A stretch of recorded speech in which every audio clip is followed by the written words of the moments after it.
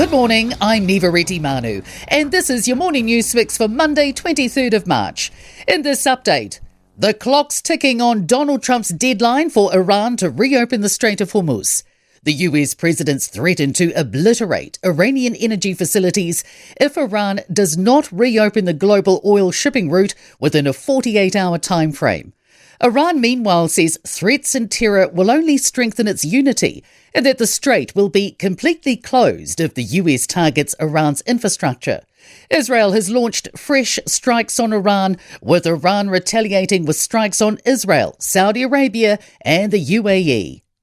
The government says there are better ways of providing support to people than a blanket cut to fuel prices. Finance Minister Nicola Willis visited Marsden Point in Northland yesterday in midst of rapidly rising oil prices due to the Iran war. She's assuring people there's still about 7 weeks' worth of fuel supply, either in the country or on its way. Willis says cutting prices isn't the only way to help people with their commute. She says income for people to use would be better than just discounting one form of transport.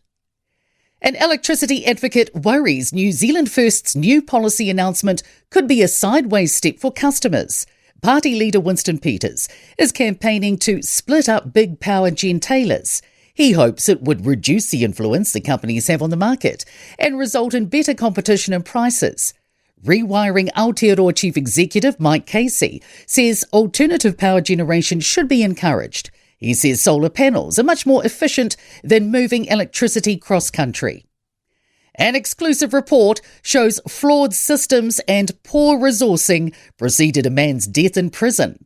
46-year-old Rob Fitzpatrick died in Mount Eden Prison in June last year after allegedly being beaten to death by his cellmate.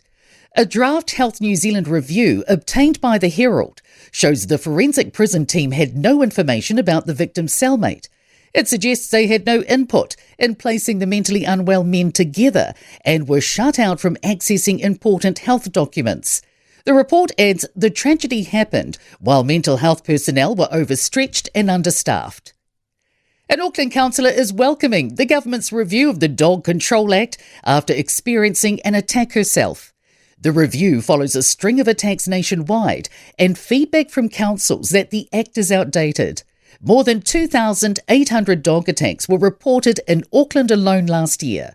Councillor Josephine Bartley says the current laws did not help when she was bitten by a dog while trying to wrestle a bigger dog from her Shih Tzu. She says she assumed council would seize the dog but was surprised to learn that they couldn't.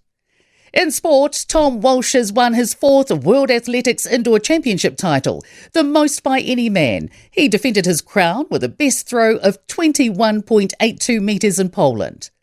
The New Zealand men have lost the 4th T20 Cricket International by 19 runs, chasing 165 against South Africa in Wellington, meaning the series moves to a decider in Christchurch on Wednesday.